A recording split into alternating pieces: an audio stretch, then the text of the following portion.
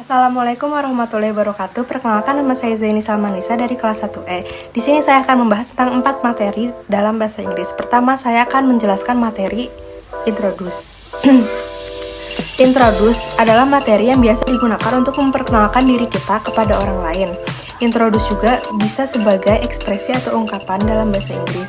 Secara umum, tahapan-tahapan dalam introduce ada 4, yaitu pertama ada greeting, kedua konten atau isi yang terdapat personal detail, identifikasi diri, umur, tempat tanggal lahir, pekerjaan atau sekolah, dan yang terakhir adalah ketertarikan seperti apa yang kita suka dan lain-lain. Dan yang terakhir adalah closing atau penutup. Dan untuk materi yang kedua, saya akan menjelaskan tentang question form.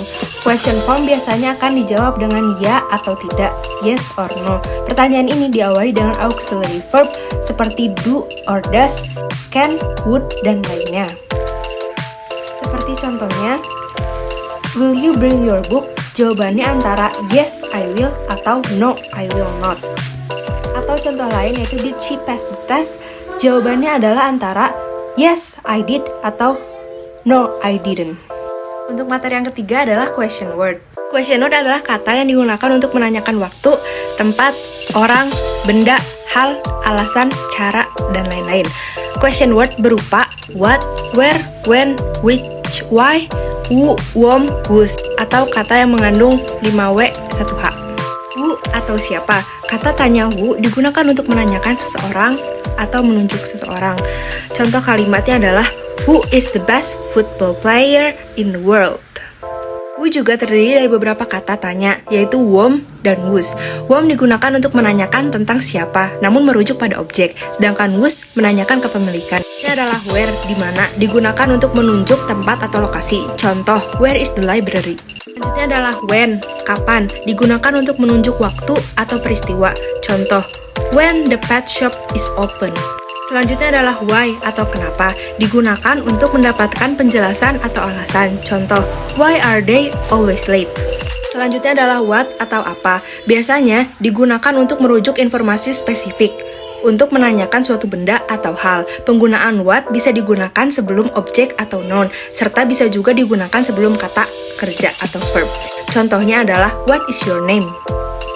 Selanjutnya adalah which atau yang mana, biasanya menanyakan suatu pilihan yang dibuat. Contoh, which one do you prefer, beach or sea? Yang terakhir adalah how atau bagaimana, biasanya digunakan untuk menggambarkan proses atau cara. Contoh, how do you cook noodle? Selanjutnya adalah materi terakhir, yaitu prepositional phrase. Prepositional phrase atau frasa preposisi sering kita jumpai saat kita membaca atau mendengar kalimat dalam bahasa Inggris. Dari namanya kita dapat mengartikan bahwa ini adalah frasa yang mengandung preposisi. Contoh preposisinya adalah in, on, at, about, with, over, until, dan lain-lain. Contoh prepositional phrase adalah under the table. Under merupakan preposisi dan table merupakan kata kerja, dan mereka membentuk prepositional phrase. Contoh kalimatnya sebagai adverb adalah you have to go with your parents. Contoh kalimatnya sebagai adjektif adalah the cafe near AB bookstore is my favorite cafe. Prepositional phrase juga dapat berfungsi sebagai noun dalam kalimat. Contoh kalimatnya adalah with you is the best moment for me. Sekian rangkuman 4 materi dari saya, kurang lebihnya mohon maaf. Wabillahi taufiq wal hidayah. Wassalamualaikum warahmatullahi wabarakatuh.